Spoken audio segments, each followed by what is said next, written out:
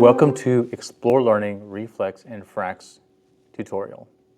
Today we're going to take a little bit of time to introduce you to the tools known as Reflex and Frax that are part of the ExploreLearning curriculum. Our district already has gizmos available for science and math instruction. This year we have added Reflex and Frax to those tools. Our clear targets today is that you'll be able to be more familiar with Reflex and Frax, that you'll be able to access student management, and that you'll learn how to create assignments for students to access. Let's start with Reflex. What is Reflex? Reflex is an online tool used for building math fact fluency. It uses gameplay to allow students to learn to master addition, subtraction, multiplication, and division facts. To access this, you'll simply go to ClassLink and look for this icon inside of your ClassLink. The Reflex icon will then take you to this screen. The very first time you're here, you'll be taken to this screen where you're given a choice to either log in with an existing account or log in with a new to ExploreLearning account. If you had access to ExploreLearning through gizmos in the past, choose the first one. If you've never used gizmos in the past in our district, choose the bottom. Either one will bring you to a screen asking you to enter in your desired username and enter a password. We recommend keeping your username simple, something as your first.last, like we use in the district, and then a password, something that you're going to remember.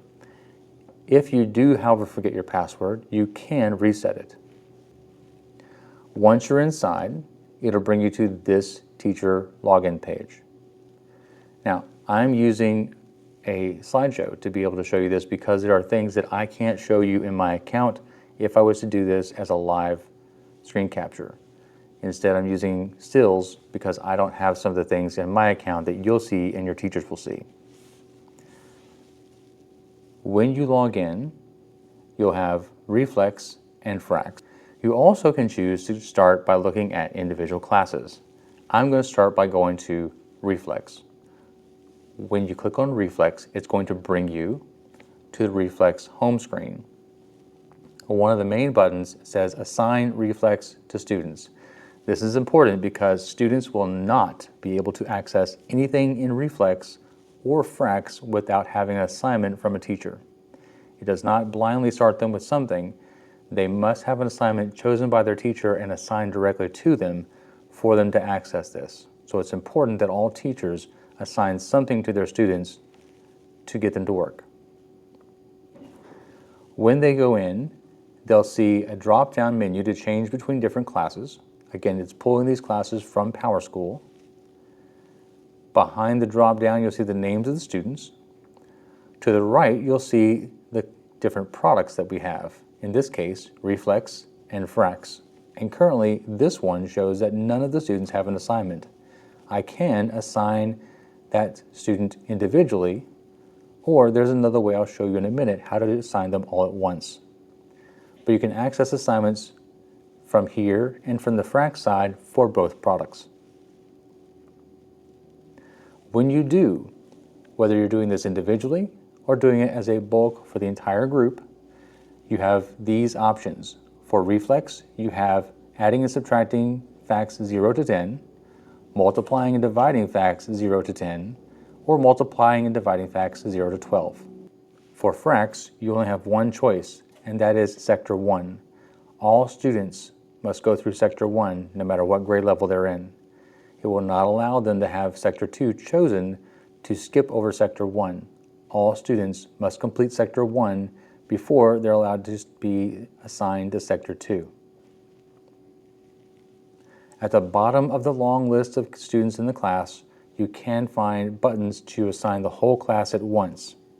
Again, if you have one or two students who need to have something different, I recommend going and doing the whole class at once and then changing the one or two students who need to be different. I'll hit Reflex Assignment. It'll come up to the screen where I can choose addition, subtraction to 0 to 10, multiplication, division 0 to 10, or multiplication, division 0 to 12.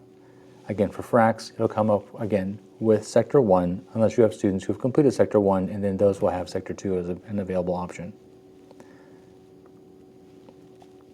When students log in from their class link, they'll be taken to this screen here where they'll choose what are they using. Are they using Reflex or are they using Frax?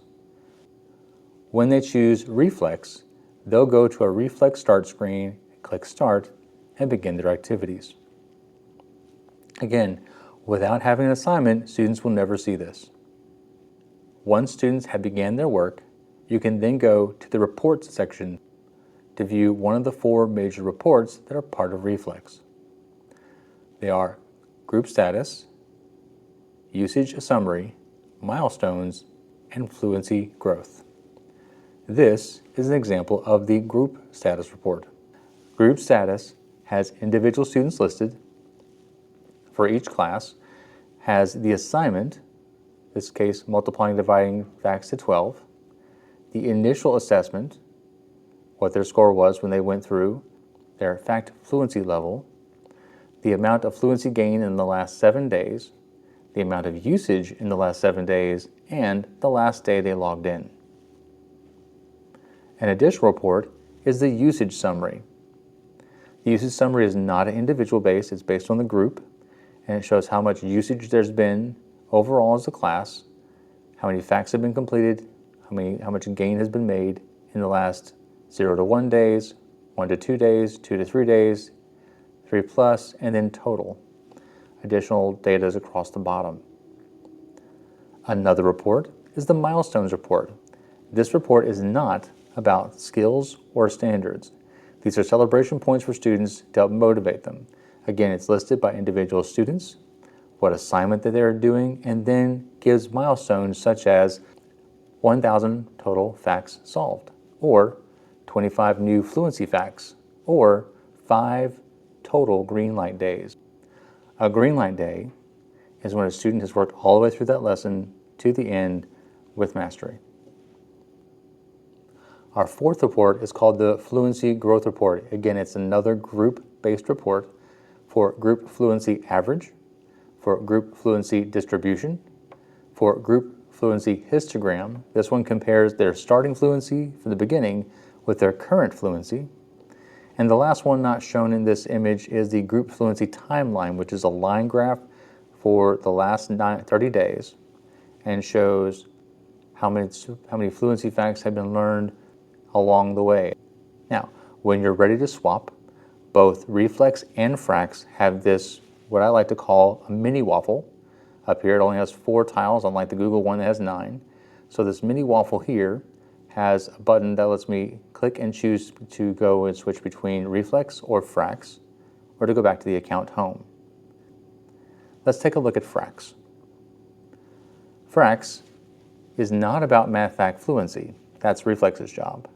Frax is all about conceptual understanding of fractions. It focuses only on fractions and helps to learn at the most basic level.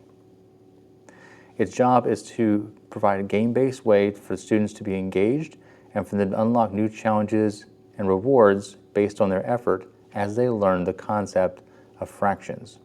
When students work through the game, they'll be looking at fractions through either a length model or through a number line model.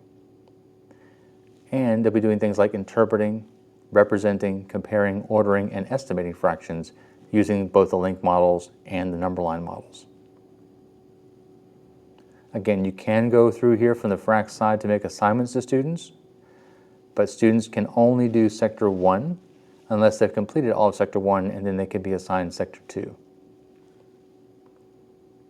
Students have to have some sort of assignment or they will never get in. Once they are in, they'll click on the Frax and go to the Frax Start screen.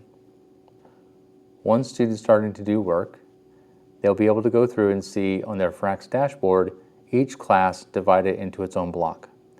Each class has not only a button for its own reports, but also an overall for class averages on missions completed, problems solved, and hours of usage. Like Reflex, Frax also has 4 status reports. The first is called the Group Status Report. Again, this was an individual-based one. There are student filters across the top, so it's a little different, that you can tell if there are students who need more assistance. You can click there and sort them out. Ones who have current and active status, ones who are replaying a game that they already struggled with, or are they up to date? Additionally, you'll be able to see things like what game are they playing now, what date their last login was, their progress through the 27 missions that are part of Sector 1. If they're in Sector 2, they'll see how many missions they've completed for that. Another report is called the progress report.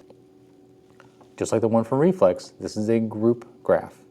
It shows a circle chart based on completion for the students' lessons. It is a percentage broken up into thirds, with the last section being 100% complete. Third report is called understandings. This is a new one. Because they're focusing on conceptual understanding, understandings focuses on the individual skills that are grouped into domains and shows students' progress toward mastering each of the different skills underneath each of the domains.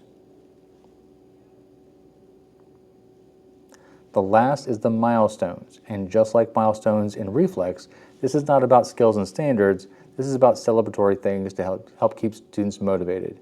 Again, you have the students' names, and for these milestones, you have things like 100 problems solved or 500 tokens earned. As they go through and learn different concepts, they earn tokens that they can use to buy virtual things inside of their room in the game. Additionally, teachers have their own special resources section. At the top of both Frax and Reflex, in the top right corner, you'll see these symbols and buttons. You should see for both Reflex and Frax a student demo for each of the programs. There's also a drop-down menu called Teacher Resources. Each has its own teacher guide and educator hub. The teacher guide for Reflex is a PDF that's very detailed and has a lot of information that could help you out, help you make even more effective use of the product. Additionally, there's an educator hub that has interactive teacher guides as well as how-to videos. For Frax, it's a little different. The teacher guide this time is not a PDF, but instead is a Google Doc. It has an overall table showing each sector and each sector's missions. Additionally, each mission within the sectors has its own table outlining the standards, activity descriptions, debrief questions you can ask students, and has a link to a printable quick check. Additionally, there are also links to things called Captain's Checkpoints that are offline resources such as presentations, other additional work you can give students to help them learn more effectively. Frax also has interactive teacher guides and how-to videos in its educator hub, just like Reflex did. We hope that today this video has helped you become more familiar with Reflex and Frax, to learn how to access student management and how to create assignments for students. If you have any questions, please reach out to instructionaltechnology@cmcss.net, or you can reach any one of our technology specialists through their direct email.